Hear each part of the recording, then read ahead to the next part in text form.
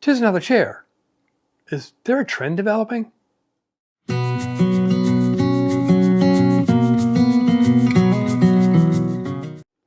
Welcome back to Shop on the Channel. Yeah, it's still here. This is probably going to be a one episode video. What I have here is an old chair. It's not a collectible antique by any stretch, but it is an old chair. It's been in Mara's family for a while, I think, but it's got some joint failures and a few other little quirks that I want to deal with. And Mara wants to reupholster the seat. So, seat beep, beep, coming apart. It's peg construction, mid 20th century, maybe a little later. Anyhow, the first thing I need to do, of course, is to get this seat off. So let's take a look at what I need to do. What? Well, okay then. Bizarro. Take a look here. It looks like the original screws that held the original seat on this were kept, put in the holes upside down so they stay with the chair. And if you ever put a better seat on it, then you've got the original screws. These are these pan-topped, old, straight, slotted screws, and they come up from the bottom. Let's just double check that to see. Yeah, these are countersunk, so this would normally come up through here, like that, and screw into whatever the seat base was. Let's see, let's take a look at the seat base. So this is really kind of oh, there's a label. Finish something, cover, number, crumbling. Most of that, it's missing. I can't, and the ink can't be read. I might try to look at that a little more in depth later. But they're modern staples holding this modern fabric in place, and the foam is like nothing. So Mara's gonna have fun doing it. I might just do a new plate for the base so that we can then she can reupholster that. I don't see any holes. Yeah, I think there's a hole where the screws went into the base. But this is, as you can see, it's coming apart. It's checked here, and it wobbles, and it's wobbly.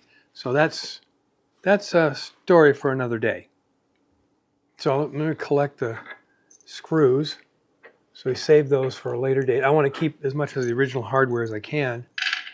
There are corner blocks holding this together. I'm not sure if there's glue. I don't think there's glue in there. So I'm going to take this apart, and then we'll come back and disassemble the broken joints so we can clean up the broken joints and refasten them together with glue. Now that I have it apart, I find the joints that I can fix, which is this one up here, this joint down here, and I can clean up the faying surfaces where the corner blocks go in to make those joints even tighter. Everything else seems to be in pretty good nick. This joint here, although it looks like it's starting to separate, is not, and neither are the stretchers. So next trick, I have to clean up this joint a little bit because it's got some previous repair glue in it. I want to get rid of that. This joint here has broken pegs, but that's okay. I'm not going to put new pegs in here. I'll be using my Type-On glue and the corner block, and then I'll clamp that together, which will give it some strength. But I'll clean the joint surfaces up really good. That will, that will hold better than these pegs will. The pegs are probably just for alignment during assembly. Then the fun part begins. I have to clean up the surface finish. I'm not sure what this finish is on it. I may have to strip it completely, but I'm not sure. It may be just that we can do a quick clean on it and sand it up and then restain the parts that need with some aniline dye or some can stain, which I'm not really a big fan of can stain. But be that as it may, this is not, like I said, a valuable piece of furniture. It's a nice old piece that we can stick in the house somewhere, and that's what it's going to wind up being. So let's get busy cleaning the joint surface, or faying surface, as we say, and get this thing at least glued back together and tight so it doesn't want to come apart. To clean up this glue joint, I can open it up and prop it on the peg. So I've got this 1/2 inch opening here to work with to basically take the chisel and clean off the glue. The other rest of the joints are fine. And then the other one, I'm going to clean it up a bit. So the one over here with the broken pegs, I'll clean that up and just so it'll glue together nice and tight. And then I got to clean up, as I said, I got to clean up where the corner blocks were, so they fit more firmly, tightly, as smoothly, whatever, to the chair frame itself. So let's get started cleaning this one up.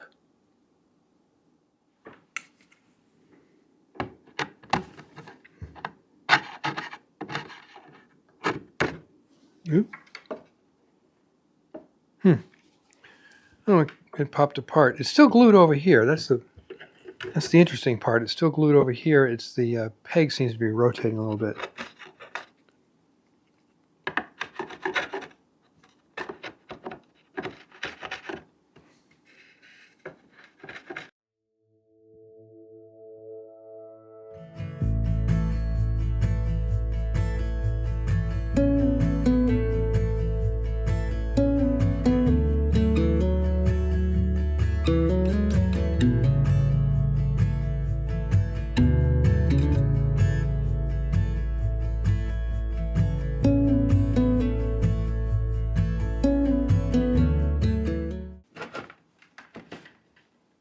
Okay, that's tight enough where I can glue it up.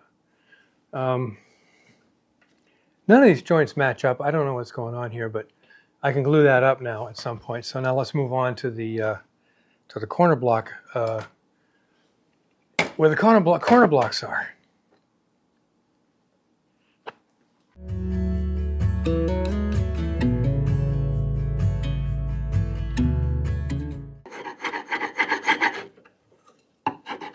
Okay, that's about it. So the corner blocks surfaces are smooth. This joint can be put back together. So now it's just, we're going to glue it up. First thing I'm going to do is glue up the corner blocks and this piece right here to get the base of the chair stable. Then I'll glue up the top piece. So that'll work here. To glue this up, I'm going to start with this one joint here where the pegs are broken, but it doesn't matter. I'm putting Titebond glue in there. It'll hold for a long time, forever.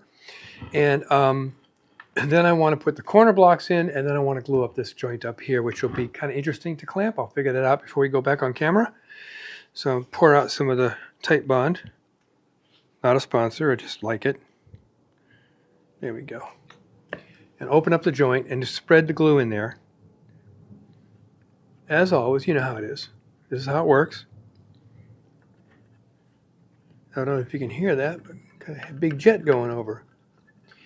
Making noise. We live real close to Andrews Air Force Base, so we hear big jets a lot. Okay. Okay, there we go. So what I'm going to do is slide this together like so. Now I've got a clamp that I'm going to clamp. Got a pad that's going to go on this side over here so as not to mar the surface there. And I can glue it with the stretchers, using them as a clamping surface. I got squeeze out, so that's good. Let me get a rag and we'll clean off the squeeze out. Yes, I know. I should have had this rag here handy to do the squeeze out thing.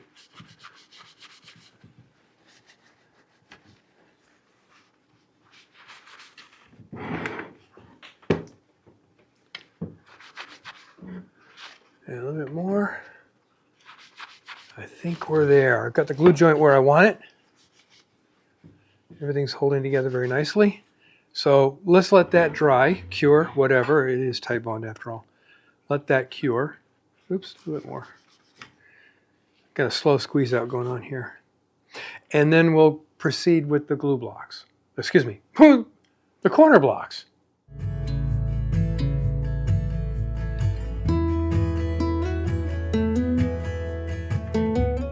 While I was waiting for the chair to dry, which it's still doing, Mara decided she wanted to keep the original chair seat, the wood because it's original, and keep the upholstery the way it is. I mean, it's set up so she can reupholster it, if she wants to. But what I've done to stabilize it is I've put a piece of my leftover cherry on the bottom as a cleat, glued and screwed in place.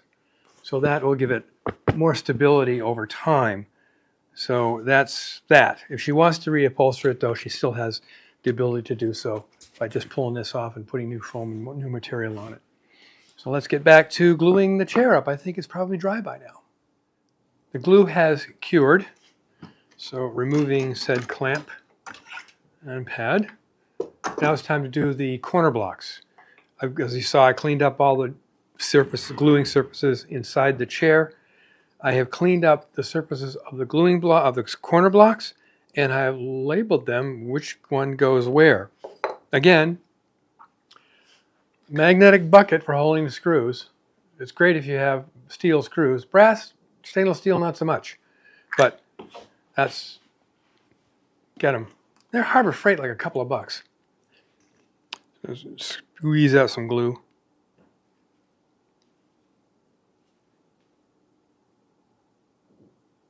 Ugh, not coming out. There we go. I had my glue brush here a second ago. Let's go get the glue brush. Oh, I should get some acid brushes here. I want to get the glue brush. I seem to do that, not get everything together. So what I want to do is, what I have in my hand is the left front, which goes right here. So I'm going to start the screws first. And these go in with the venerable old straight slotted screwdriver, which I don't have with me right now. Let me get that too. No, it's right here, excuse me. So I want to put the screws in first, so they're ready to go. And they screw, of course, at 90 degrees in, see, like that. Get those started so I don't have to mess with them at some point later when I'm putting these in place. I've also got the 4 seat screws in the magnetic bucket as well. All right, so that takes care of that. So let's go back to where we were. Let's go, where were we? Left front, which is over here. Left front. So glue. And I want to be a little more generous with the glue here because I do want to see squeeze out, and I do want to see make sure that I have a good solid glued surface, because this is what's really going to stabilize the chair over time. Okay, put that right there.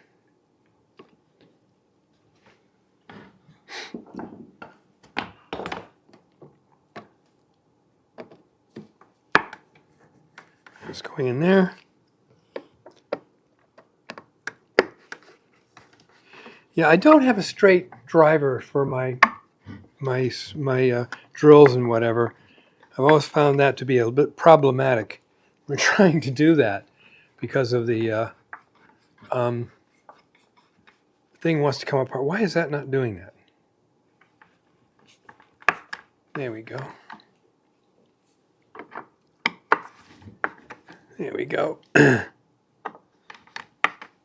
right, that's it. Now I'm looking for the right front, which of course is in this corner right here.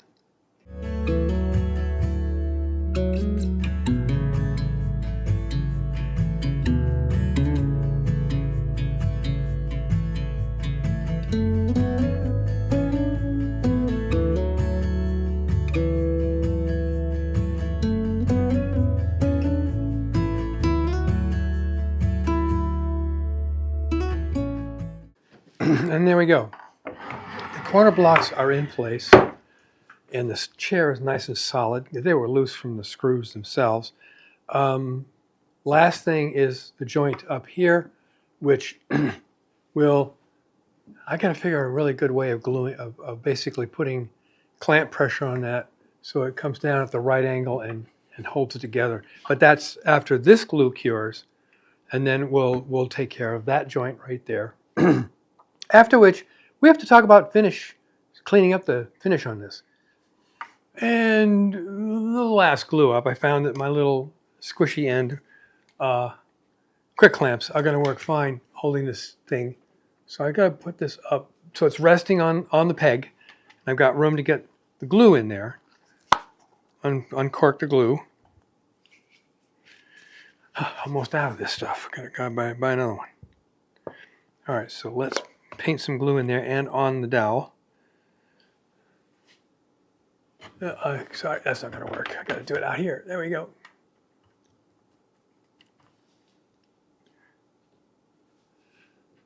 And this should hold forever. Well, as long as the chair is alive anyway. There's going to be some squeeze out, of course. I'll clean that up after I get this thing there. All right, there we go. So now we take the squeezy handle thing and give it a little right here. Nope, that's not quite what I want. Put it over here and pull it a little bit this way.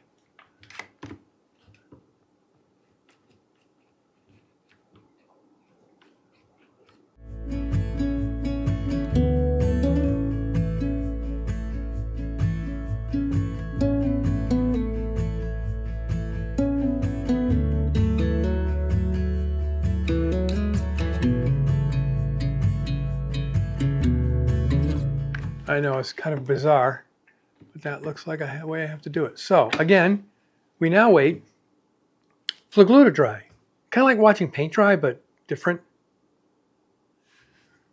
As to the finish, so what I found here is we have some of this water-based, thick water-based general finish is black cherry.